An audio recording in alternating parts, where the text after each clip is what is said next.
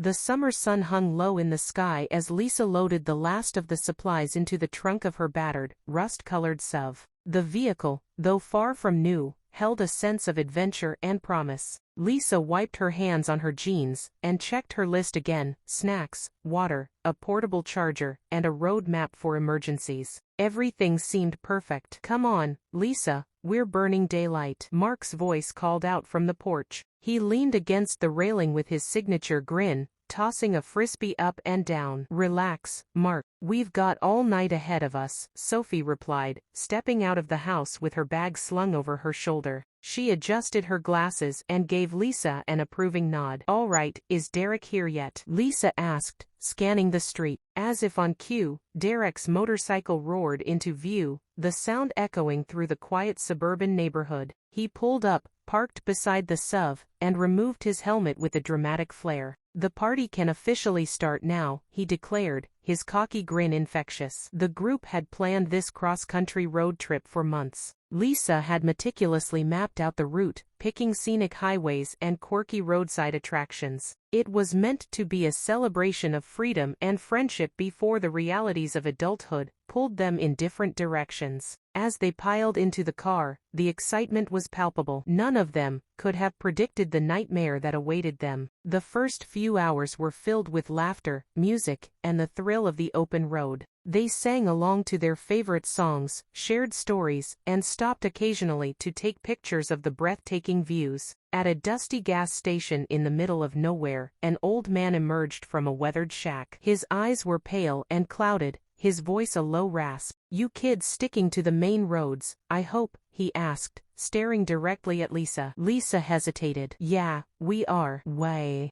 Stay away from Route 66B, he warned. "It's not on your maps, but you'll know it if you see it. Bad things happen on that road." Mark snickered. "Sounds like the setup to a horror movie." The old man's face didn't change. "It's no joke, son. People who take that road, they don't come back." Lisa nodded politely, thanked him, and hurried back to the car. "Creepy old man in the middle of nowhere. Classic," Derek joked as they drove off. Lisa tried to shake off the encounter, but her grip on the steering wheel tightened. Late that night, with the moon casting eerie shadows over the deserted highway, they came to a fork in the road. "GPS says to keep left," Sophie said, holding her phone up. But the sign pointing right was oddly compelling. The letters had faded, but Route 66B was still legible. "Let's take it," Derek urged. "Come on, where's your sense of adventure?" Lisa hesitated. Something about the road felt wrong, but Mark and Derek were insistent. Against her better judgment, she turned onto the unmarked route. The road stretched endlessly, surrounded by dense trees that seemed to close in the farther they went. The night grew darker, the air heavier. "Weird," Sophie muttered, glancing at her phone. "No signal." The group laughed it off at first, but unease began to creep in as the landmarks they passed started to look eerily similar. The same gas station.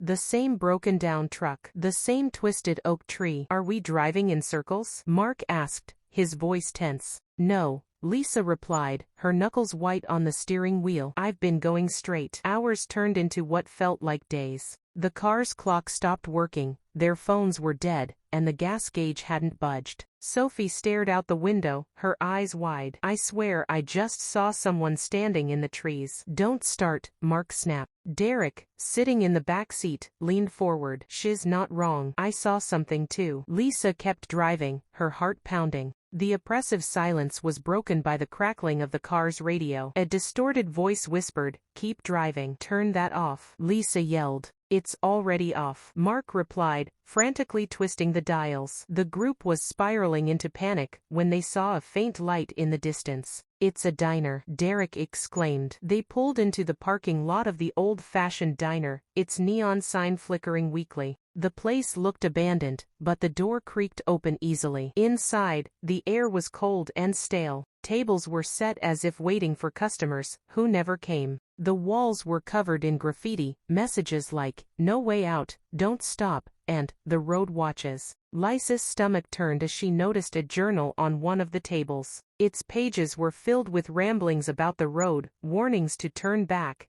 and descriptions of shadowy figures. "We're not the first ones to get stuck here," Sophie whispered. As the hours dragged on, the group's unity began to crack. The endless drive and eerie occurrences brought their darkest secrets to the surface. Mark confessed to sabotaging Lysa's plans in the past, out of jealousy. Sophie revealed her guilt over a car accident she'd caused years ago. Lisa finally admitted why she'd chosen this route. She'd read about it in an old book, promising a life-changing adventure. "You did this to us," Derek shouted, his face red with anger. "I didn't know this would happen," Lisa yelled back, tears streaming down her face. The group's argument was interrupted by a loud thud on the roof of the car. A shadowy figure appeared outside, its movements unnaturally jerky. "Drive," Sophie screamed. Lisa hit the gas, and the car sped away, but the figure followed, its hollow eyes glowing in the rearview mirror. The group realized the road wouldn't let them go without a price. They had to leave someone behind. "I'll stay," Derek said, his voice shaking. "No," Lisa protested. "It's the only way," he insisted. "Get out of here." With heavy hearts, they left Derek behind, his silhouette swallowed by the darkness. As dawn broke, the road finally ended.